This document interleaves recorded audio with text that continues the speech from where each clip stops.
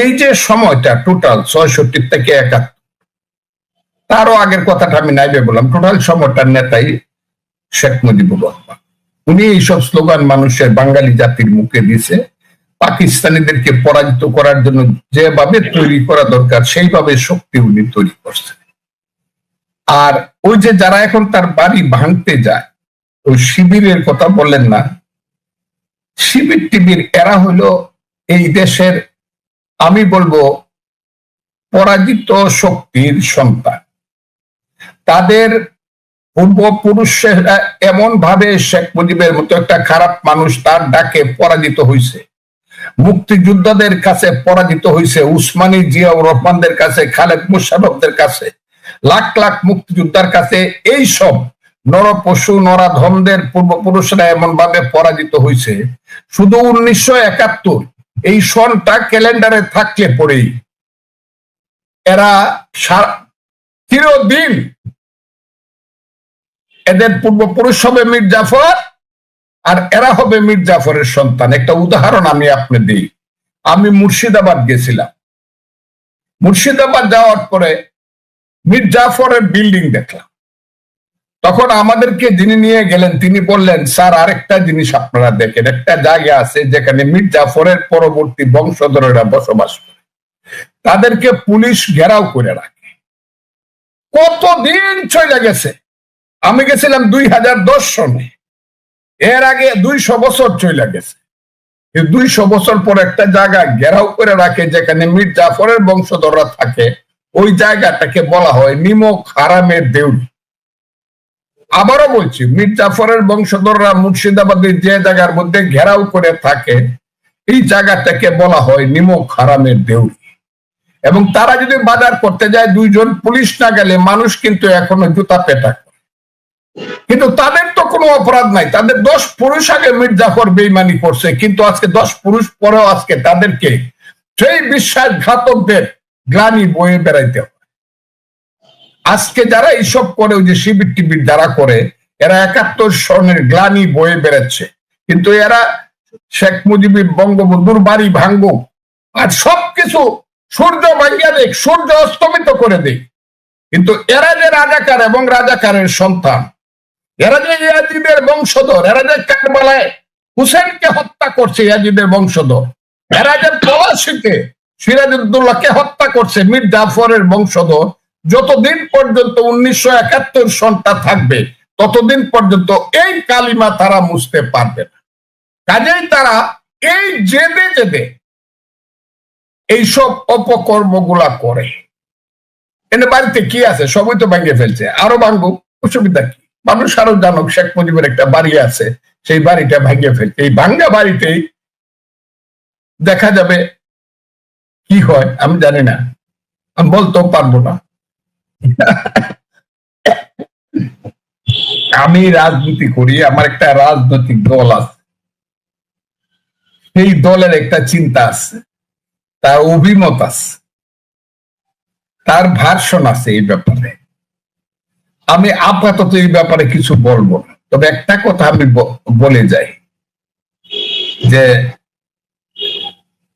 একটা গল্প আমি আপনাকে বলি। আপনার বাড়ি মোহনগঞ্জ, আমার বাড়ি না। আমাদের দেশে যারা হাত দেখে তাদেরকে বলা হয় গণক। আবার একজন গণক ছিল খুব অভিজ্ঞ, সে হাত দেখতেও হইতো না, মানুষের কপাল দেখে বলে দিতে পারতো কপালে কি লেখা আছে। এই গণক একদিন রাস্তা দিয়ে যাইতেছে, গ্রামের রাস্তা দিয়ে দেখে একটা মাথার খুলি পড়ে আছে। অনেকদিন আগে মানুষটা মরে গেছে, মাংস হাড্ডি পৌঁছে গেছে, শুধু মাথার খুলিটা রয়ে গেছে। সেই খুলির মধ্যে লেখা আছে অনেক কিছু হয়ে গেছে, আরো কিছু বাকি আছে। এই গণক মনে করলো যে ব্যাপারটা কি, একটা মানুষ মরে গেল, তার সমস্ত অস্তিত্ব শেষ হয়ে গেল, তারপরও কপালের হাড়ের উপরে লেখা আছে অনেক কিছু হয়ে গেছে, আরো কিছু বাকি আছে, ব্যাপারটা কি? সেই কপালের হাড়টাকে নিয়ে আসলো এবং পরিষ্কার করিয়া তার বাড়ির যে গ্লাসের আলনা আছে সেই গ্লাসের ভিতরে আলনার মধ্যে রেখে দিল। সকালে উঠে দেখে যে লেখার কোনো পরিবর্তন হয়েছে কিনা। না, লেখার কোনো পরিবর্তন নেই, লেখা আছে অনেক কিছু হয়ে গেছে, আরো কিছু বাকি আছে। রাত্রে ঘুমানোর সময় দেখে লেখার কোনো পরিবর্তন আছে কিনা, কিন্তু দেখে না, একই লেখা আছে অনেক কিছু হয়ে গেছে, আরো কিছু বাকি। আর গণকের যে স্ত্রী বউ, সে মনে করে লোকটা কি পাগল হয়ে গেল নাকি, মরা মানুষের মাথা সে কি দেখে, বিড়বিড় করে আবার কথাও। গণক একদিন বাজারে গেছে, মোহনগঞ্জের বাজারে। গণকের বউ একটু অবসর পাইয়া পাশের বাড়িতে গেছে। পরে পাশের বাড়ির ভাবি জিজ্ঞাসা করছে, ভাই কেমন আছে? ভাবি বলছে, আর বোন কই না, তোমার ভাই তো পাগল হয়ে গেছে। কেন পাগল হয়ে গেছে গা? বলছে কি একটা মাথার একটা খুলি, এইটারে সারাদিন দেখে খালি সে বিড়বিড় করে।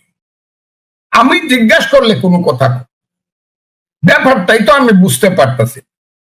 তো ওই ভদ্র মহিলার স্বামী স্ত্রীর মধ্যে ঝগড়া লাগানোর জন্য একটু টিপ্পনি খাইতে বলল যে, আপনি জানেন না কিন্তু আমি জানি।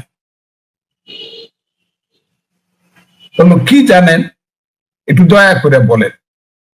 বলো, আমি জানি এই যে গলার যে এই যে মাথার যে হাড়টা, এটা হলো একটা মেয়ে মানুষের হাড়।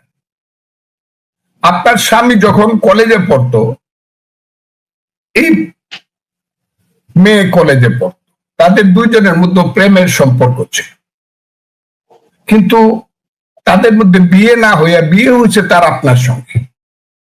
সেই কারণে সে আত্মহত্যা করছে, কিন্তু আপনার স্বামী তাকে ভুলতে পারে।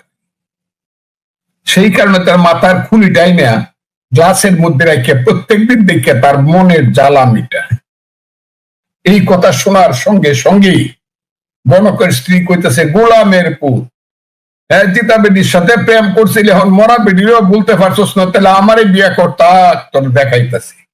কয়ে গিয়া গ্লাসের ভিতর থেকে মাথার খুলিটা বাইর করিয়া ওই যে সিয়ার মধ্যে ফাড়াইয়া এটা পাউডার বানায় ফেলছে। পাউডার বানায় ড্রেনের মধ্যে ফালাই দিছে বাড়ির পিছন। গণক তো বাড়িতে এসে খুঁজে আর পায় না, তখন বউ পিছন দেয়া গেছে, গোলামের ফুট, তুমি আর এইগুলা পাইবা না। ও কি হয়েছে? তোর বেডিরে আমি পাউডার করে ফালাই দিচ্ছি ড্রেনের মধ্যে, এটা আর দেখতে পারবে। তখন গণক হাঁটতে হাঁটতে ড্রেনের কাছে, নর্দমার কাছে গিয়া দেখে এটা করে পাউডার করে ফালাই দিছে। তখন সে বলতেছে, ওই যা অনেক কিছু হয়ে গেছে, আরো কিছু বাকি আছে, এটা পাউডারও আর বাকি আছে। অনেক বিষয় নিয়ে আপনার সাথে কথা বলতে হবে। আমরা অনেকে, মানে আপনি এসেছেন বলে অনেকে আমাদের অনুষ্ঠান দেখছেন, সেজন্য আপনি আমার তাড়াহুড়াকে একটু ক্ষমা সুন্দর দৃষ্টিতে দেখবেন, কিন্তু অনেক বিষয় নিয়ে আপনাকে প্রশ্ন করতে হবে, অনেক বিষয় আমাদের জানার আছে। আমি একটু আপনার গঠনতন্ত্র থেকে, জামাত ইসলামের গঠনতন্ত্র থেকে একটু পড়ি। জামাত ইসলামের গঠনতন্ত্রের 6 বলছে যে কেবল আল্লাহ তাআলার বিধানকেই একমাত্র হিদায়াত হিসেবে মানিয়া লইবে এবং আল্লাহ তাআলার দেয়া শরীয়তের বিপরীত যাবতীয় নিয়ম নীতি এবং পন্থা পদ্ধতিকে প্রত্যাখ্যান করিবে, মানে জামাত ইসলামের একজন সদস্য। তো আমরা যদি ধরে নেই জামাত ইসলামী একটা ইসলামী শরীয়তের বিপরীত নয় এমন একটা শাসন ব্যবস্থা বা এমন একটা রাষ্ট্র ব্যবস্থা কামনা করে বা আশা করে, তাহলে সেটা আসলে আর মডেল বা কোন পৃথিবীর আর কোন দেশের আদলে, মানে এটা কি পাকিস্তানের আদলে, এটা কি সৌদি আরবের আদলে, এটা কি ইরানের আদলে, এটা কিসের আদলে? আসলে দেখেন, আল্লাহ তাআলার বিধান হলো আল্লাহর সৃষ্টির জন্য। আল্লাহ তাআলা মানুষকে শুধু সৃষ্টি করে নাই, তিনি সমস্ত সৃষ্টির স্রষ্টা। সেই স্রষ্টার পক্ষ থেকে যে বিধানটা আসে সেটা হলো ব্যালেন্সড এবং সবার জন্য উপকারী। আল্লাহ তাআলার কোরআনের অ্যাড্রেস হচ্ছে ইয়া আইয়ুহান নাস, হে মানব জাতি। এটা দিয়ে আল্লাহ তাআলা কোরআনে অ্যাড্রেস করেছেন, এবং তার নবীকেও তিনি মানব জাতিরই শুধু নেতা রাখেন নাই, তিনি সমস্ত সৃষ্টির উপরে একটা রহমত স্বরূপ বলেছেন। তা আমরা সেই আদর্শকে অবশ্যই আমরা লালন করি, ধারণ করি, এবং আমরা বিশ্বাস করি এর মাধ্যমে মানব জাতির কল্যাণ নিহিত এবং মানব জাতি কল্যাণ পাবে। যেমন ধরেন, একজন কমিউনিস্ট পার্টির সদস্য, তিনি বিশ্বাস করেন যে কমিউনিজম মাধ্যমে মানুষের মুক্তি। যারা সোশ্যালিস্ট তারা মনে করেন সোশ্যালিজম মানুষকে মুক্তি দিতে পারবে, অন্তত অর্থনীতি। তো এরকম এক একটা আদর্শ হয়েছে, সেই আদর্শের অনুসারীরা তার আদর্শকে আপহোল্ড করবেন, এটা খুবই সহজ। আমরাও সেই দিক থেকেই করি। এখন আপনার প্রশ্ন হলো যে এটা কি পাকিস্তান মডেল হবে নাকি অন্য কোনো দেশের মডেল হবে? না, এটা আল্লাহ তাআলা স্রষ্টা আর তার মেসেঞ্জার যারা ছিলেন, শুধু মুহাম্মদ সাল্লাল্লাহু আলাইহি ওয়াসাল্লাম না, এর আগেও যারা পয়গম্বর এসেছেন বা প্রফেট সাল্লাল্লাহু আলাইহি ওয়াসাল্লামরা যারা এসেছেন, তারা তাদের যে মডেল, আমরা ওই মডেলটাকেই আমরা অনুসরণ তো ডক্টর কিন্তু রহমান, সবার মডেলটা দুনিয়ায় এখন বাস্তবে নেই। আছে মুহাম্মদুর রাসূলুল্লাহ সাল্লাল্লাহু আলাইহি ওয়াসাল্লামের মডেলটাই বাস্তবে তো আছে। ডক্টর রহমান আপনার সেটা কাছে- হচ্ছে মদিনায়, জি ডক্টর রহমান আপনার সরি কাছে- আমি একটু শেষ করি। জি জি please। মদিনা কেন্দ্রিক যে শাসন ব্যবস্থা ছিল, সেই শাসন ব্যবস্থায় সকল দল ধর্মের মানুষের নিরাপত্তা, সকল দিক থেকে তার জানের মালের ইজ্জতের নিরাপত্তা নিশ্চিত হয়েছিল। তা আমরা সেই মডেলটাকেই মনে করি উপকারী মডেল। ওকে, ডক্টর রহমান আপনার কাছে কি মনে হয় না যে আপনি মানে মদিনার পরে এটি আর কোন দেশে কার্যকর হয়েছে, কোন একটি মডেল হয়েছে, সেরকম কি আপনার কোনো কিছু একটা মনে হয় যে এইটা আমরা উদাহরণ হিসেবে নিতে পারি কোন আরব বিশ্বে, কোন মুসলিম বিশ্বে, কোন মুসলিম? দেখেন, দুইজন মানুষ যেমন হুবহু সমান হয় না, হুম, ঠিক দুইটা সভ্যতা হুবহু সমান আমি পাবো না। হয় হচ্ছে উন্নত হবে, না হয় একটু অবনত হবে। রাইট। তো পরবর্তী পর্যায়ে আমরা যদি উসমানিয়া সভ্যতার কথাটা ধরি, হুম হুম সেটা দুনিয়ার বহু জায়গায় বিস্তৃত ছিল হুম এবং এটা 1 বছর 2 বছর 1 দশক 2 দশক না, বরঞ্চ শতকের পর শতক ছিল। হুম সেখানে মুসলমানরা সংখ্যালঘিষ্ঠ ছিল, বিভিন্ন দেশ যেগুলো শাসন করেছে, এখন তার স্মৃতি পাথরগুলা রয়ে গেছে দুনিয়ার বিভিন্ন জায়গায়। তো তারা সেদিন যে নৈতিকতার বলে শাসন করেছিলেন, হুম মানুষকে সুশাসন উপহার দিয়েছিলেন, এই জন্য মানুষও তাদেরকে এইভাবে মেনে নিয়েছিল। শুধুমাত্র তলোয়ার আর বন্দুকের জুড়ে কিন্তু তাদের এই বিস্তৃতি ঘটেনি, ঘটেছিল তাদের গুণাবলীর কারণ, এবং সেই গুণাবলী তারা কোরআন সুন্নাহর গুণাবলী ধারণ করেছেন বলেই বিশ্বকে তারা শান্তির দিকে নিয়ে যেতে পেরেছিলেন এবং মানুষও তাদেরকে আনন্দ চিত্তে কোরআন সুন্নাহর কিন্তু যুগের ব্যবধানে সেখানে যখন পরিবর্তন বা বিকৃতি আসলো, জি তখনই মানুষও ক্ষতিগ্রস্ত হলো, এই শাসন ব্যবস্থাও ক্ষতিগ্রস্ত হলো। কোরআন সুন্নাহর গুণাবলীর কথা আপনি বলছিলেন, কিন্তু আমরা কিন্তু বাংলাদেশে দেখতে পাই আপনারাই একমাত্র ইসলামিক দল নন, আরো অনেক ইসলামিক আদর্শের প্রতিষ্ঠান রয়েছে, দল রয়েছে, মতবাদ রয়েছে, তাদের কেউ কেউ সাথে আপনাদের বিরোধ রয়েছে। আমরা কি করে বুঝবো যে জামাতে ইসলামী প্রকৃত কোরআন বা রসুলের দেওয়া শরীয়তের অনুসারী? সেটা আমরা কিভাবে নিশ্চিত হব? কারণ এরকম অনেকে আছে যারা খালেদ মহিউদ্দিন, আপনি দেখেন জি যে আপনার ঘরে কিন্তু, জি বলেন, আপনার পরিবারে আপনি একমাত্র সদস্য নন, রাইট? আমি আশা করছি যে সেখানে আপনার মিসেস আছেন, আপনার ছেলেমেয়েরা আছে, এই 4জন 5জন যারা আছে তাদের মত কিন্তু সব ব্যাপারে যে এক হয়ে যায় বিষয়টা এমন না, কিন্তু তারপরে পরিবার কিন্তু চলে, পরিবার কিন্তু ভেঙে যায় না। মতের ভিন্নতা থাকবে, এটাও একটা সৌন্দর্য, এবং ভিন্নতা যখন থাকে তখন অনেক কিছু ডাইভার্সিটি চিন্তা করার সুযোগ থাকে। আমাদের মধ্যেও সেই রকম ভিন্নতা আছে, এটা সকল ধর্মেই আছে, এই ভিন্নতা সকল ধর্মে আছে। আচ্ছা, এটাকে বড় কোনো ম্যাটার হিসাবে আমরা দেখি না। তবে যারা ট্রুলি মানে ইসলামের ফলোয়ার, তারা এক কোরআন মানেন, এক আল্লাহ মানেন, এক রসুল মানেন, এই 3 জায়গায় তাদের কোনো মানে দ্বিমত নাই।